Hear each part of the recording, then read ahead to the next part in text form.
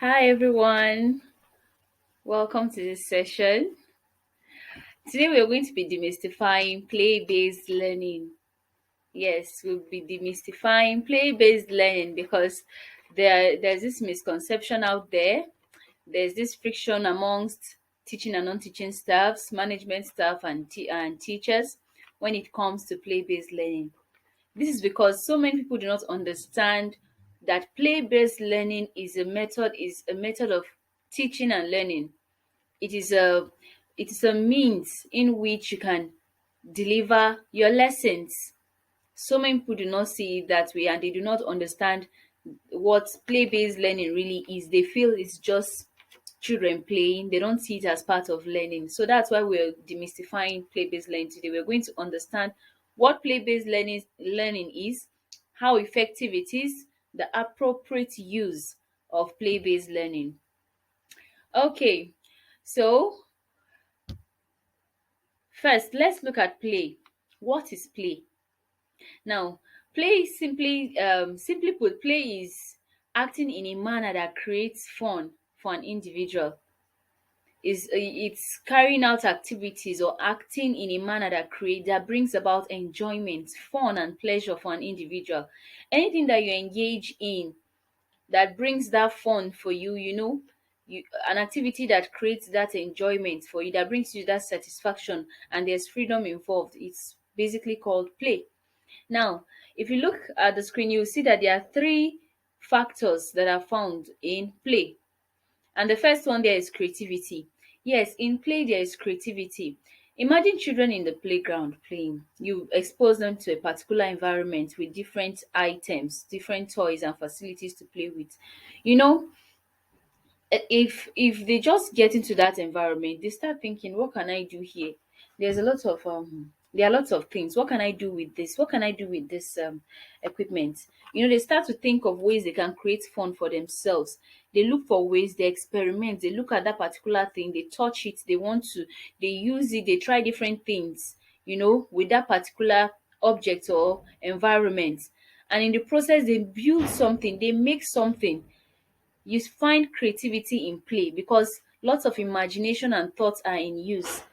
Now, if you look at role play, when children role play or they pretend play, they try to think of ways. They use their imagination and thoughts, and they try to look for ways to create something. You hear them say, oh, I'm the daddy, I'm the mommy. Or maybe you give a little child a doll to play with. You see that, they look at the doll, what can I do with this? Aside just hugging the doll and looking at it, you can see that the child might want to braid the doll's hair. That is their mind, their imagination and thoughts at work, and then creativity comes in. Now, the next element that you find in play is freedom. Yes, freedom. Now, in play, there's lots of freedom. There's nobody coercing anybody to do a particular thing. There's no method or process to play. The actions involved in play are free. It's spontaneous. The child does what they want to do, how they want it. There's freedom in it. Nobody is really saying, do this, do it like this. No, it has to be like that, except if the child is in danger anyway. So there's freedom in play. And the last element you see there is pleasure. Yes, pleasure is the end product of play. At the end of the day, when a child plays, or even you as an adult, when you play, you must derive pleasure for you to determine that activity play. If there is no pleasure, you're not having fun. Will you really say that is play? I doubt. So play comes with pleasure. With pleasure comes play. All right. So some of the things that we should note about play is that in play, curiosity is at play. Yes, the children are curious when it comes to play, and in the process of being, when with that curiosity comes all the exploration and all the experimenting. Critical thinking comes to play because they are looking at new things, a new environment, and they want to find out how things work, what they can do differently with the tools or toys that are provided to them. So there's a lot of mind work, creativity, curiosity, collaboration, critical thinking. Now that we've looked at what play is, let's move on to play-based learning. What is play-based learning? Now, this is where we usually have the arguments and the contradictions of because of this term play on this term play-based learning. Now, if you bring 100 people into a room and you ask them, okay, you ask each of them to define play-based learning, you will see that if you group these answers, you'll find out that we have two sets of answers. Yes, you see that we have basically two sets of answers. And the first group will tell you play-based learning is learning while playing. Learning while playing. While the other set will tell you play-based learning is playing while learning. These are basically the two definitions you get, no matter the kind of English or grammar that is being used in the definitions. You'll find that these are the two main definitions you get from individuals when you ask them what play-based learning is. Now, play-based learning is also called learning through play. Yes, learning through play. And a lot of people from the very beginning, when play-based learning was introduced, this is what play-based learning was believed to be, learning through play. Now, the children are playing. While they are playing, they are learning.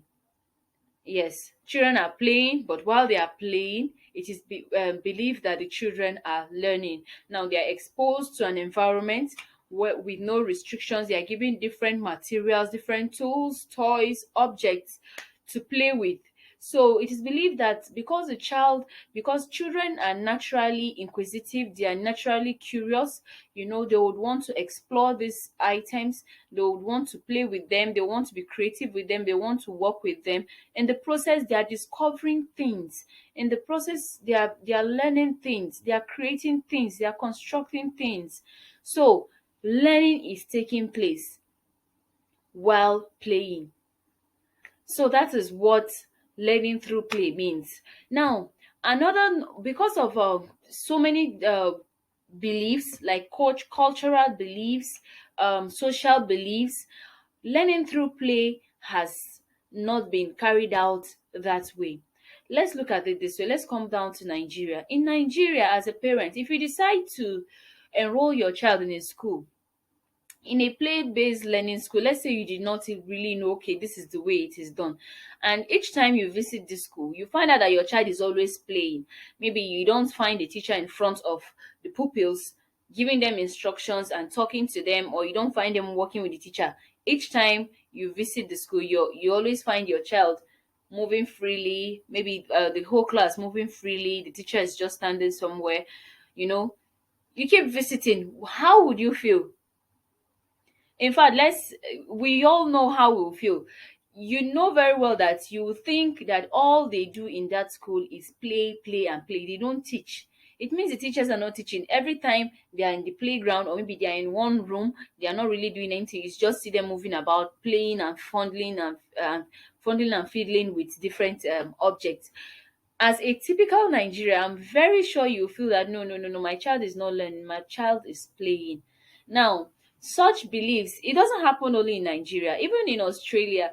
Yes, we've had cases like that. When you do your research, you see that even in other societies, countries, this is the same belief. So this beliefs, cultural and social beliefs, that play is not enough. No, playing all the time is doesn't work. It doesn't cut it.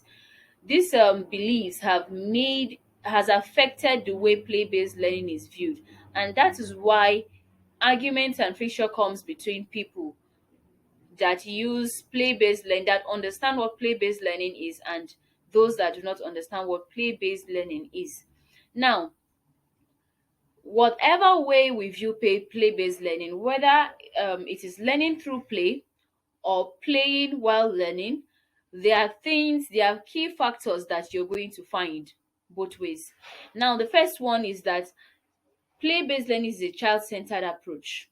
Yes, whatever way you want to define play-based learning, play-based learning has to be a child-centered approach. Whether you're guiding the child, whether the child is working on their own. The child is at the center of play-based learning. The child is the main focus. The child's the objectives that to be met are focused on the child. Now, the next one is that there is always experimenting in play-based learning. Yes, whichever way you want to deliver play-based learning, there's always experimenting and there's always exploration, because the child is provided with items, toys, materials, and the child explores, the child experiments, the child their curiosity, as I mentioned earlier, is heightened, and they work with these things, they experiment, they explore. They solve problems with what they are being given. Now, there's also collaboration. Now, in play, most of the time, you know that children don't play alone. It's They play in pairs, especially in the school setting. You always have the children with their classmates, their peers, playing together. Now, with this um with this setting, there's bound to be collaboration, there's bound to be communication, there's bound to be a lot of interaction, social interaction amongst them. So these are the main things that are involved in play-based learning, whichever way you want to look at it. Now, in play-based learning, we see two forms of delivery. Yes, two forms of delivery of play-based learning. And these two forms are basically define the two views, two ways people view play-based learning. And I think they suit into each set's definition of what play-based learning is. Now, the first form is free play. Yes, free play. If you look closely at that picture, you see that the children are playing, but then there's no presence of a teacher there. They are alone. They are presented with materials there. They are working with them without the support of a teacher. And now this can be easily found in the first definition, that is learning through play. That's children playing, and while they are playing, they are learning. This setting depicts that. You can see that there's no teacher supervising them. They are working on their own. They are definitely going to be creating things. They are going to be creative. They will find out new things by experimenting and exploring the material in front of them. Now, the other one, in free play, there are no objectives. I think we should take note of that. They are not objective most of the time. There is no objective, there is no rule, there are no boundaries, no restrictions. So the child can go all the way and do whatever they want to do without any restriction or boundaries. So that is for free play. Now, on the other hand, we have guided play. If you look closely, you will see that the teacher is there with the pupils. They are working with materials also. Now, in this case, the children are playing. They are provided with the materials. Yes, there might be goals, there might be objectives, or they might not be objectives, but the teacher is directing the children. The teacher is guiding them. Most of the time, when they are being guided, there's something that the teacher wants. There's an end result that the teacher wants them to achieve. So the teacher is guiding them through the process of play. So I think this method actually might sit well with those who do not really believe in a child playing and learning. They prefer the child to be learning, and then in the process of learning they play. So this guided play might sit well with those people who prefer it that way. So these are the two forms of play-based learning. We have free play, we have guided play. Now, what are the effectiveness of play-based learning? The effectiveness are also said to be the advantages. Now, we have the first one here. We have communication and language skills development. Yes, communication and language skills. Like I mentioned earlier, children play in pairs. They play in group. Even when they are playing alone, I'm very sure that they are going to be talking. They might be talking to themselves. Imagine a child playing with a race car, and they're like, "Woo! I'm going to go ahead of you." They are holding two toy cars, and they're like, "I'm going to go ahead of you." They talk. They talk during play. So in the process, their communication skills are developed. Their vocabulary is developed. Language skills are developed. These things are developed, so they increase their vocabulary, their communication skills, and they get better even when they are just talking with their peers. Now, the second one is the physical or motor skills. It is one of the first things you observe um when you watch children play. They get physical. They use their bodies, they use their hands, they carry things, all that exercise on the body develops their physical skills, their motor skills. They pick things, they carry things, so they are exercising those muscles, they are exercising those bones. So in the process, they are developing their physical and motor skills. Now the next one is social and emotional development. Social and emotional development, in the sense that they are interacting with other kids, they are getting to learn emotions, they are learning to deal with other people. So their social and emotional skills are developed in the process. Now, the next one is critical thinking and problem-solving skills. Now, you present children with building blocks, or maybe toy cars, dolls, and what have you, building blocks. They are definitely going to be thinking, what can I do with this thing? How can I change this? What can I make with this? That is their brains working. They are getting creative. They are thinking, how do I solve this? How do I dismantle this? How do I couple this thing? Their thinking, their critical thinking comes to play. Now, the last one is positive attitude towards learning. We definitely know that anything that involves play, you always find children giving their all. You're teaching a lesson and, oh, maybe everybody is bored. Just chip in a little bit of play and see the way everybody is going to stand up and they're happy. They'll be involved and happy. So they will give in their all. That's what play-based learning does. It gives them that positive attitude towards learning because it is fun for them. They are learning and they don't even know that they are learning. It doesn't seem like it's like the normal lesson where they are learning. They feel like, oh, this is fun. But in the process, while they are playing, they are learning something. Whatever it is they are involved in, it's sticking to their heads because all their mind, their soul, their bodies are focused on that. So those are the effectiveness of play-based learning. All right, so we've talked about this. Now, what are the limits of play-based learning? Is there a limit to play-based learning? I don't think so.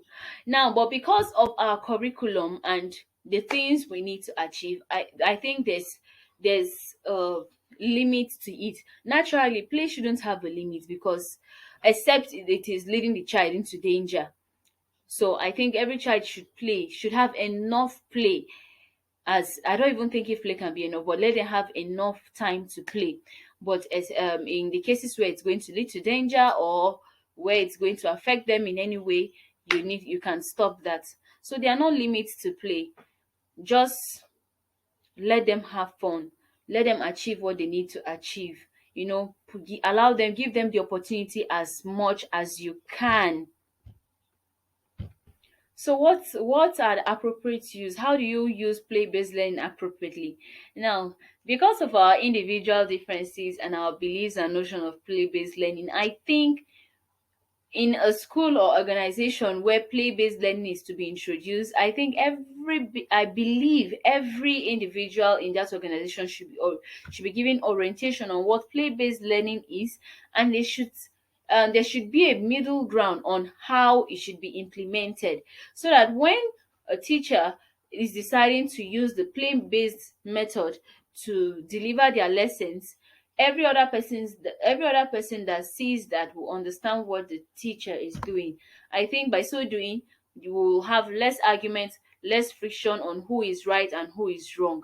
So that middle ground should be placed. So there is really no appropriate use, but we need to have a middle ground and decide what method will be used. Is it the free play or the guided play? So having that discussion is where you will find your own appropriate use.